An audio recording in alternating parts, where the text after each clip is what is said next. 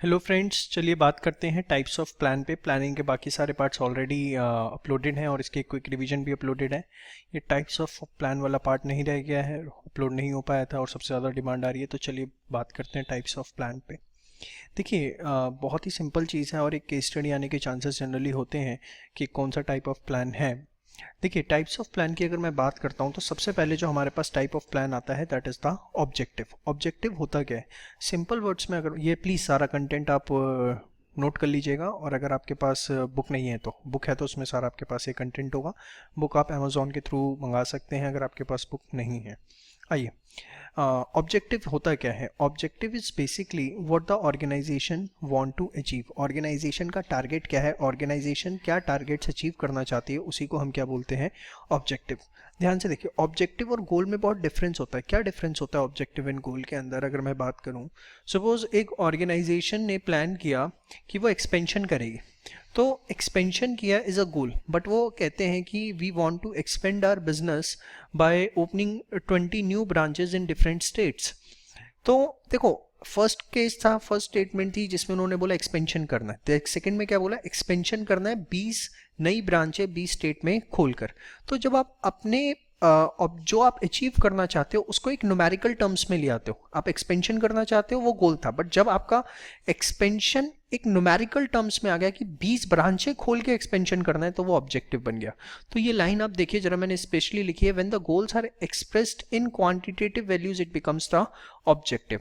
और होता क्या है? It specify what the organisation want to achieve with available strength and opportunity. For example, if हम want to earn 10% profits of total investment, जहां numeric आ गया और आप कुछ अचीव करना चाहते हैं, इट्स ऑब्जेक्टिव। न्यूमेरिक नहीं है तो इट्स अ गोल।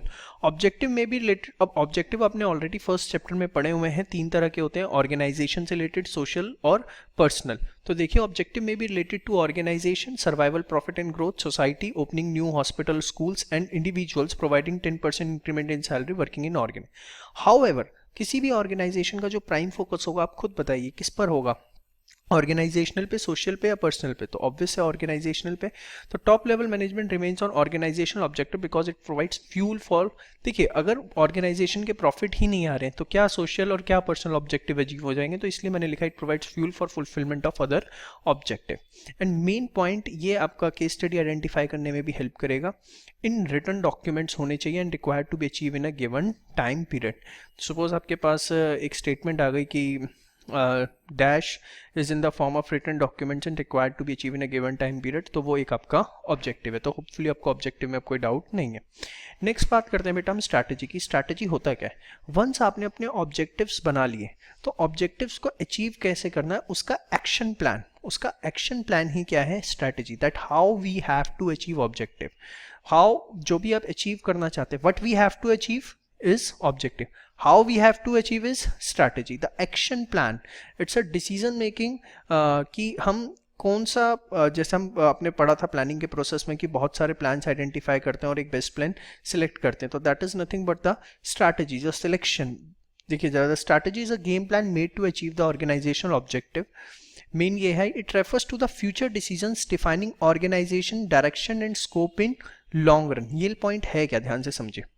अगर आपकी स्ट्रैटेजी स्ट्रांग है, मतलब हाउ टू अचीव, वो जो प्लानिंग है हाउ टू अचीव, जो आपने एक प्लानिंग करी है हाउ टू अचीव के लिए, वो स्ट्रांग है, तभी आपके ऑर्गेनाइजेशन का लॉन्ग रन के अंदर स्कोप देखने को मिलेगा। अदरवाइज लॉन्ग रन के अंदर शायद आप अपना मार्केट शेयर मेंटेन ना कर पाओ और आपको मार्केट से बाहर होना पड़े। तो देखिए, ये लाइन बहुत इंपॉर्टेंट है, प्लीज इसे कोट करनी है एग्जाम में।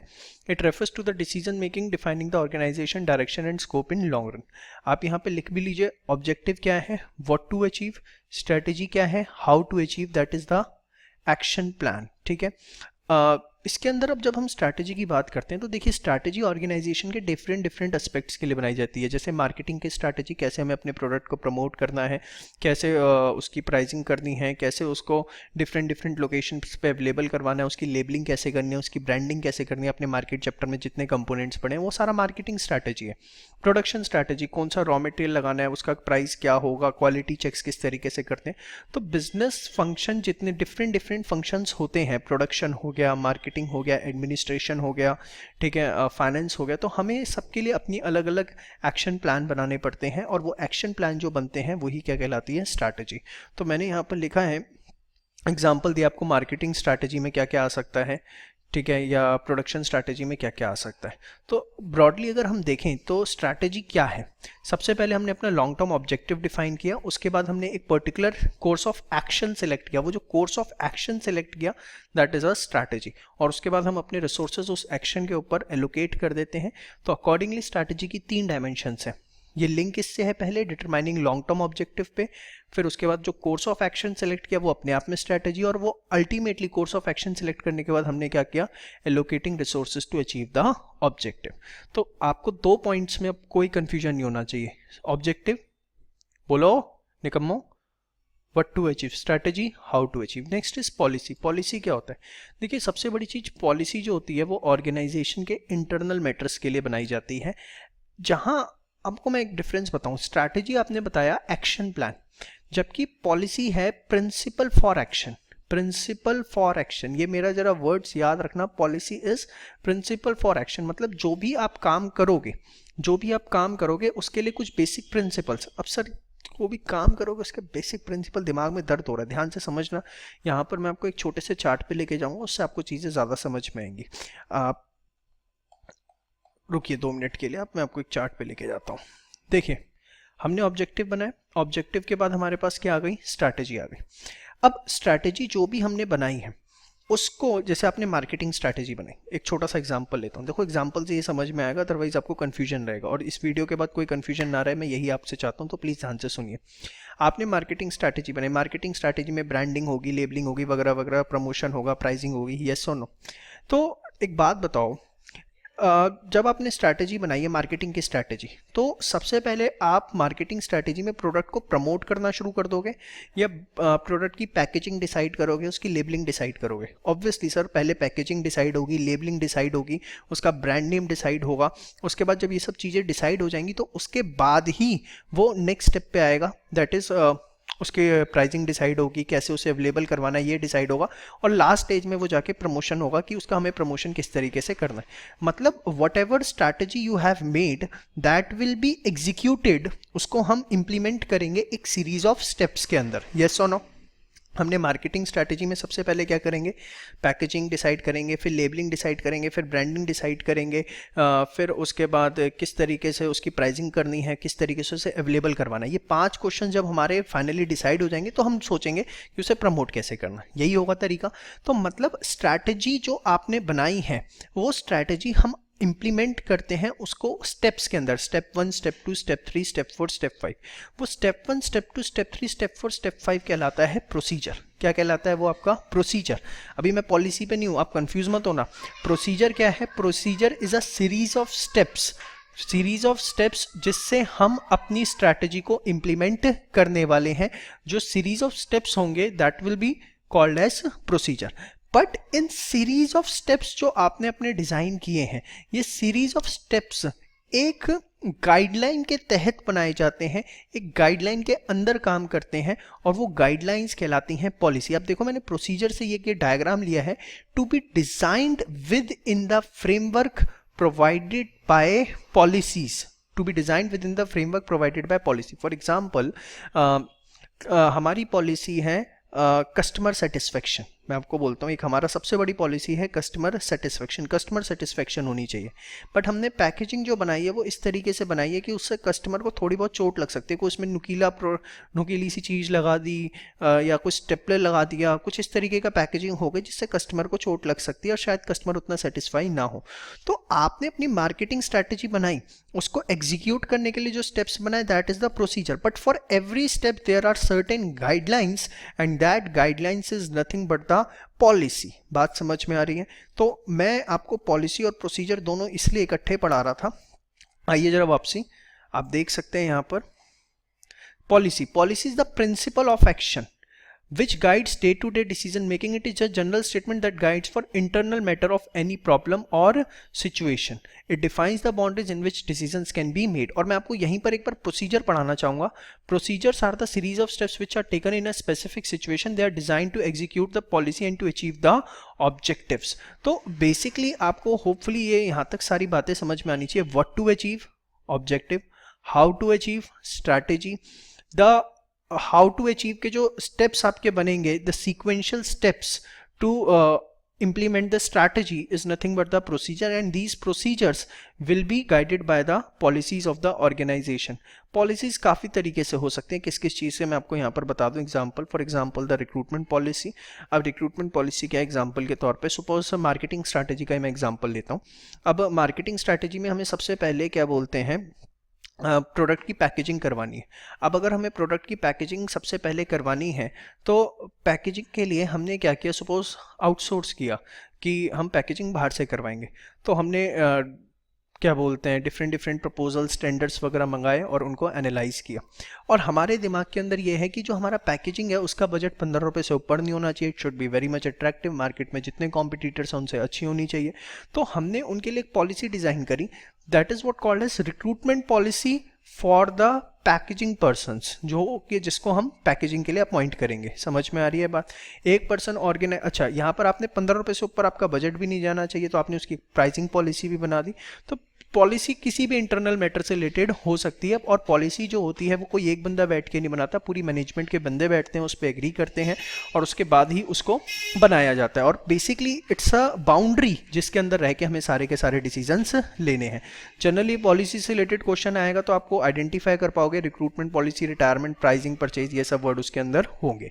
तो होपफुली आपको ये चार चीज़ें क्लियर हैं कि ऑब्जेक्टिव क्या है, स्ट्रैटेजी क्या है, प्रोसीजर्स क्या है, पॉलिसी क्या है. बोलो बेटा, objective, what to achieve, strategy, how to achieve. How to achieve के जो स्टेप्स बनेंगे, स्टेप 1, स्टेप 2, स्टेप 3, वो क्या है, प्रोसीजर. और ये प्रोसीजर्स किसकी गाइडलाइन में काम करेंगे, सर पॉलिसी की. तो policies are the guidelines in which decisions can be taken. अब जब आपने प्रोसीजर बना दिए तो हर प्रोसीजर का एक अपना मेथड होता है. प्रोसीजर का अपना मेथड होता है. अब सर ये क्या वाली चीज़ हो गई, ध्यान से समझना ज़रा. देखो, सपोज वही मार्केटिंग स्ट्रैटेजी बनाई हमने. मार्केटिंग स्ट्रैटेजी में सबसे पहले हमने क्या सोचा कि we will decide the packaging. Packaging के अंदर अब क्या बोलते हैं, पैकेजिंग के अंदर क्या मेथड 1, मेथड 2 जरा समझते हैं. पैकेजिंग के अंदर हमने सोचा यार हम अपना प्रोडक्ट कैसे पैक करें.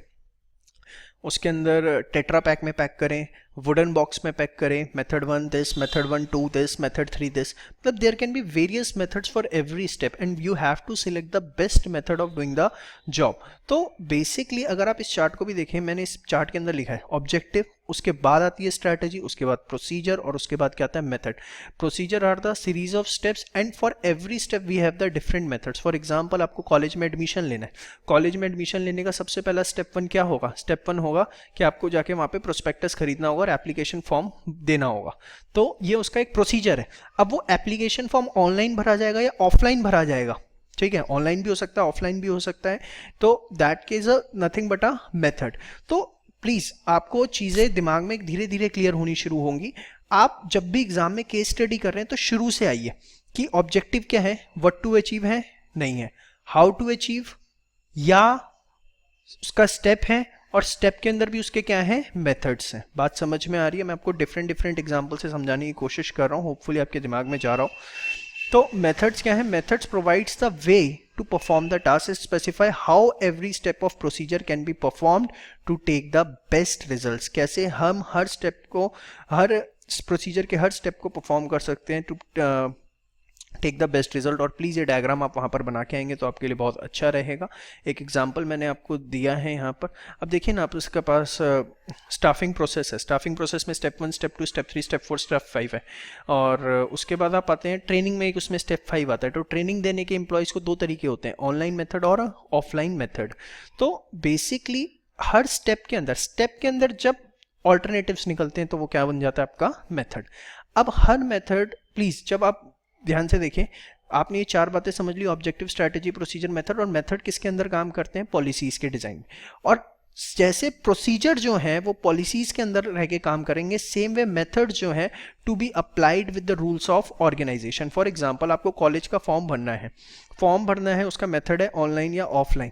बट सपोज अगर वो ऑफलाइन सेलेक्ट किया गया और उसके टाइमिंग्स 10 to 5 रखेगा और शाम को आप 7 बजे कॉलेज की बिल्डिंग के आगे खड़े होकर तमाशा कर रहे हैं कि नहीं मैं तो फॉर्म भर के ही रहूँगा, तो आप क्या कर रहे हैं, आप रूल्स को ब्रेक कर रहे हैं. आप 10 to 5 के अंदर नहीं आए, जो कि ऑफलाइन फॉर्म भरने के टाइमिंग्स थे.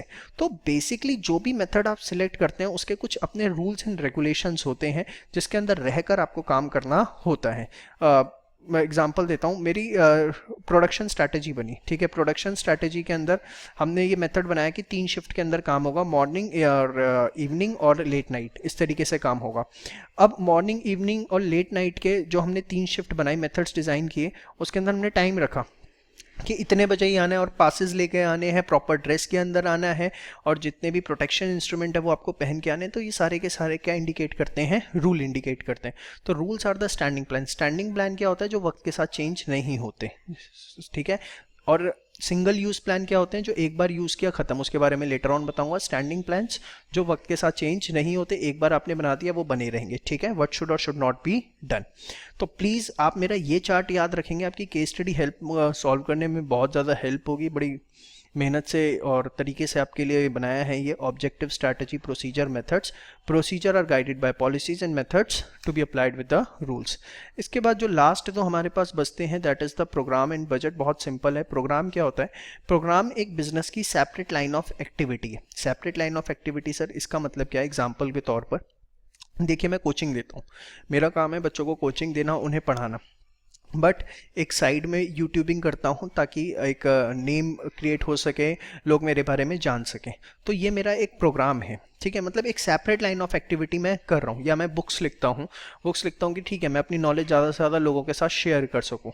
तो ये 2 एक्टिविटीज़ मैं एक अलग से कर रहा हूँ, जिसके लिए मैं जो भी टाइम मिलता है वो डिवोट करने की कोशिश करता हूँ। बट प्राइम फोकस कि हाँ, कोचिंग मुझे कब पढ़ानी है, कोचिंग के ऊपर फोकस करना है। तो प्रोग्राम क्या है? एक separate line of activity and run for creating strong public relation। जैसे YouTubing, this is for what? This is for creating a strong public relation. जैसे एग्जांपल SBI का मैंने इसके अंदर दिया हुआ है कि SBI एज सच बैंकिंग के अंदर है, बट काफ़ी स्लम एरियाज़ के अंदर they are educating the children, they are running the hospitals and ambulances, ताकि एक पब्लिक इमेज क्रिएट हो कि हाँ, SBI सिर्फ कमा के अपने घर लेके नहीं जाता।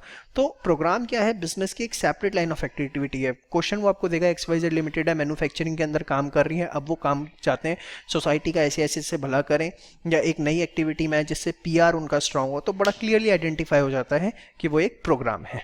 मेजर और माइनर, मेजर क्या होते हैं? जो एक लार्ज स्केल पे चलाया जाए, माइनर जो एक स्मॉल लेवल पे चलाया जाए, ठीक है। मतलब विद इन ऑर्गेनाइजेशन आप कह सकते हो। फिर बजट, ये सारा आप एक बार पढ़ लीजिएगा। बजट क्या होता है? बजट एक statement of expected result. For example, मैंने बनाया कि जन में कितनी सेल आनी चाहिए, फेब में कितनी आनी चाहिए, मार्च में कितनी आनी चाहिए, अप्रैल में कितनी आनी चाहिए, दैट इज बजट। एक टाइम पीरियड के लिए बनाए जाते हैं और उसके बाद वो खत्म हो जाते हैं। सपोज मैंने अगले 3 महीने का बजट बनाया, तो वो सिर्फ अगले 3 महीने के लिए एप्लीकेबल है। 3 महीने खत्म होते हैं उसके साथ उसकी वैल्यू 0 हो गई। तो this is called a single use plan. Single use plan मतलब जो सिर्फ आप एक ही बार यूज कर सकते हो, उसे बार बार आपको रिवाइज करना पड़ेगा। बजट कैश का बन सकता है, सेल्स का, परचेज का, प्रोडक्शन का, कभी इसके अंदर हमें दिक्कत आती भी नहीं है, वैसे बड़ा क्लियर समझ में आता है। एक बार ये आप डिफरेंस देख लीजिएगा। तो होपफुली आपको सारे के सारे टाइप्स ऑफ प्लान क्लियर है, मैं आपके दिमाग में डाल पाया। कौन कौन से प्लान थे बेटा? सबसे पहला ऑब्जेक्टिव, फटाफट रिपीट कर लेते हैं। What to achieve, strategy, how to achieve. उस हाउ टू अचीव के जो स्टेप्स हैं, प्रोसीजर, वो किसके साथ गाइडलाइन में अप्लाई होंगे? पॉलिसी की। और जो उसके मेथड्स हैं, मतलब जो स्टेप्स हैं, स्टेप्स कितने तरीके से हो सकते हैं, वो मेथड्स हैं, और मेथड्स अप्लाई होंगे विद रूल्स। और उसके बाद 2 चीज़ें और हैं, एक प्रोग्राम और एक बजट, और सिंगल यूज़ और स्टैंडिंग प्लान। ये आपके सामने पूरा का पूरा था।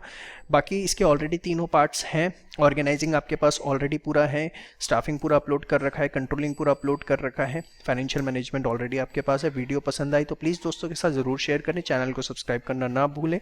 एंड गूगल पे जाके व्हेन यू विल टाइप चंदन पोद्दार और ग्रूमिंग एजुकेशन एकेडमी, तो वो रिव्यूज़ के लिए पूछेगा। जो आपको पसंद है वहाँ पे प्लीज़ हमें रिव्यू ज़रूर करें। Thank you so much.